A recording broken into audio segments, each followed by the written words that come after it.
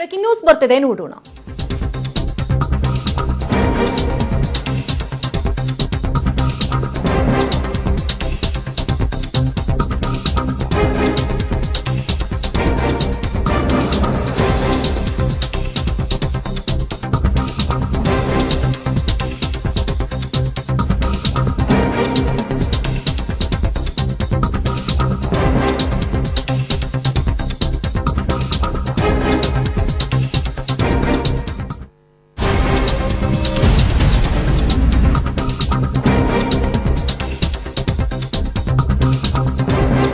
BJP ಸಂಸದ ಪ್ರತಾಪ್ ಸಿಂಹ ಕಸ್ಟಡಿಗೆ ತೆಗೆದುಕೊಳ್ಳಲಾಗಿದೆ. ನಟ ಪ್ರಕಾಶ್ ರೈ ಸಲ್ಲಿಸಿದಂತಹ ಮಾನನಷ್ಟ ಕೇಸ್ನಲ್ಲಿ ಕಸ್ಟಡಿಗೆ ಒಳಪಡಿಸಲಾಗಿದೆ. ಪ್ರತಾಪ್ ಸಿಂಹ ವಿರುದ್ಧ ಜಾಮೀನು ರಹಿತ ಬಂಧನ ವಾರೆಂಟ್ ಜಾರಿಯಾಗಿತ್ತು.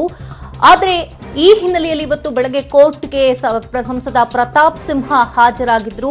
ಈ ಸಂದರ್ಭದಲ್ಲಿ ಕಸ್ಟಡಿಗೆ ಪಡೆದಿದ್ದಾರೆ. ಬಳಿಕ ಕೋರ್ಟ್ ಹಾಲ್ನಲ್ಲೇ ಕೂರುವಂತೆ ಜಡ್ಜ್ ಸೂಚನೆಯನ್ನ ಕೊಟ್ಟಿದ್ದಾರೆ. ಬೆಂಗಳೂರಿನ ವಿಶೇಷ ಜನಪ್ರತಿನಿಧಿ ಕೋರ್ಟ್ನಲ್ಲಿ ನಡೀತಾ ಇದೆ ವಿಚಾರಣೆ. ಈ ಸಂದರ್ಭದಲ್ಲಿ ಪ್ರತಾಪ್ ಸಿಂಹರನ್ನ ಕಸ್ಟಡಿಗೆ ತೆಗೆದುಕೊಳ್ಳಲಾಗಿದೆ.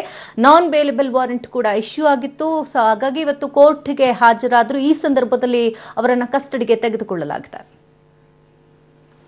ಇನ್ನಷ್ಟು ಡೀಟೇಲ್ಸ್ ನ ಕಲೆ ಹಾಕೋಣ. ದೂರವಾಣಿ ಸಂಪರ್ಕದಲ್ಲಿ ಮುರಳಿ ಇದ್ದಾರೆ. ಮುರಳಿ, ಮಾನನಷ್ಟ ಕೇಸ್ನಲ್ಲಿ ಕಸ್ಟಡಿಗೆ ಒಳಪಡಿಸಲಾಗಿದೆ ಪ್ರತಾಪ್ ಸಿಂಹರವರನ್ನ. ಸೊ ಏನೆಲ್ಲ ಆಯ್ತು ಆಕ್ಚುಲಿ ಇವತ್ತು?